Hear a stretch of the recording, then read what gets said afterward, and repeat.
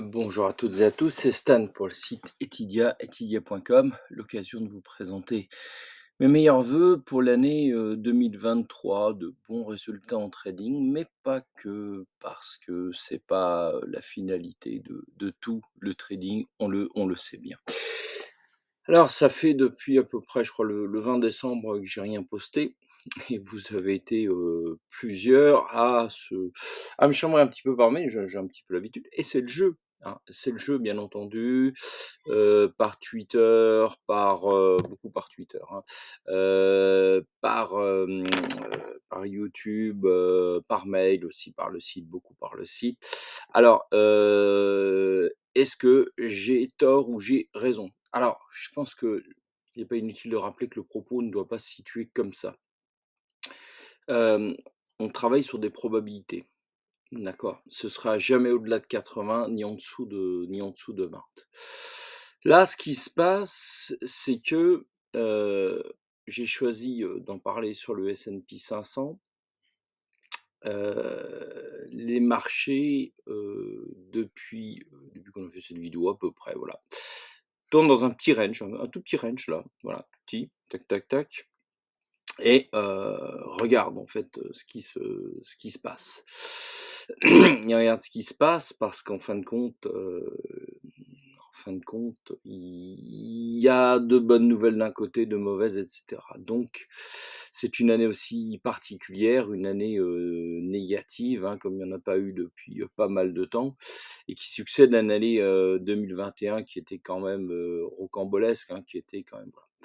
Donc c'est une année de baisse et on renoue avec certaines choses, sauf qu'à la fin, bah, évidemment, il y avait le doute.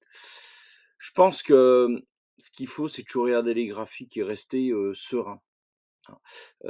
C'est-à-dire que là, tel que vous m'exprimez vos sentiments, effectivement, hem, la probabilité, baisse. C'est-à-dire que moi, je table sur, une baisse, une chute à 3004-3005, hein, vous voyez que les dessins n'ont pas bougé par rapport à la dernière vidéo là-dessus.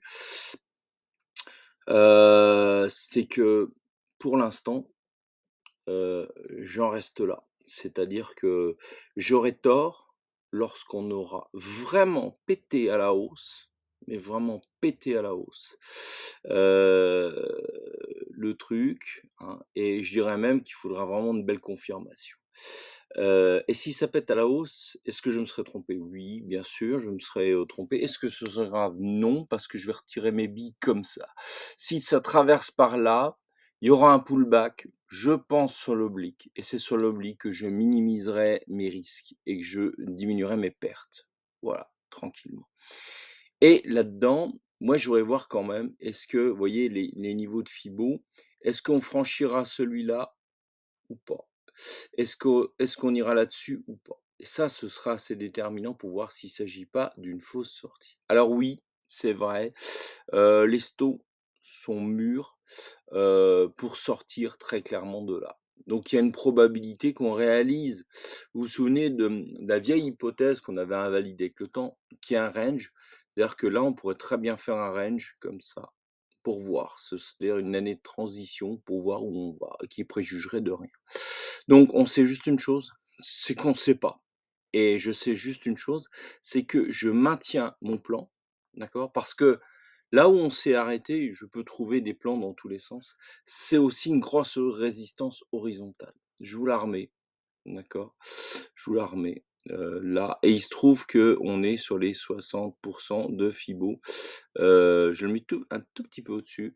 Je vais vous zoomer le travail pour que vous compreniez bien, aussi, que là, on est tout à fait dans la normale. Moi, je conserve un trade tant qu'on conserve la logique de ce qu'on a, émis. C'est-à-dire que là, on reste là-dessus, et moi, si on dépasse ce petit range-là, oui, c'est mal barré, mais je capitulerai, mes positions lorsqu'on aura vraiment qu'on sera vraiment sorti par là, comme on l'a fait sur le CAC 40 et le DAX, hein.